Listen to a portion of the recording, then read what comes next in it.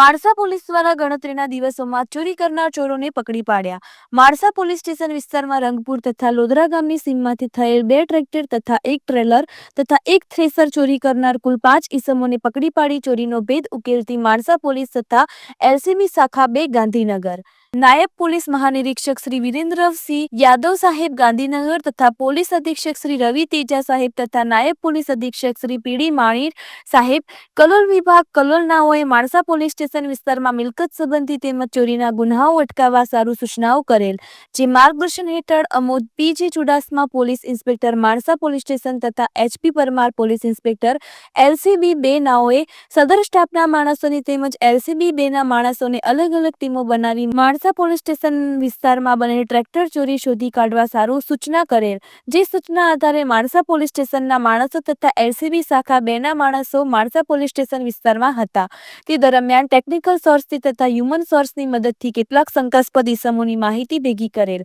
જે માહિતી આધારે 3 ઈસમો લોધરા ચોકડી નજીક વિજયનગર 3 રસ્તા ખાતે હાજર હોવાની માહિતી મળેલ, જે માહિતી આધારે 3 ઈસમોને પકડી લઈ પૂછપરછ કરતા જણાવેલ અમોઈ રંગપુર ગામની સીમમાં આવેલ ઈંટોના ભઠ્ઠા ઉપરથી 1 ટ્રેક્ટર ટ્રેલર સાથે તેમજ 7 દિવસ અગાઉ લોધરા ગામની સીમમાંથી 1 ટ્રેક્ટર થ્રેસર સાથે ચોરી કરેલ હોવાની કબૂલાત કરેલ અને જે વાહનોની ચોરી કરેલ તે ચોર ઈસમો પૈકી ભરતજી કાનાજી ઠાકોર રહેવા સમણવા ગામ તાલુકો કાંકરેજ જિલ્લો બનાસકાંઠા, નિગળભાઈ નરવસિંહભાઈ ગોદહલ રહેવાસ ટોટાણા તાલુકો સમી જિલ્લો પાટણ નાઓને આપેલ હોવાનું જણાવેલ, જે આધારે ભરતજી તથા નિગળભાઈ નાઓને પકડી લઈ તેઓની પાસેથી 2 ટ્રેક્ટર તથા 1 ટ્રેલર તથા 1 થ્રેસર તપાસ અર્થે કબજે કરી કાયદેસર કાર્યવાહી કરી જે ટ્રેક્ટર ચોરીના બંને ગુના શોધી કાઢી પ્રશંસનીય કામગીરી કરવામાં આવેલ છે।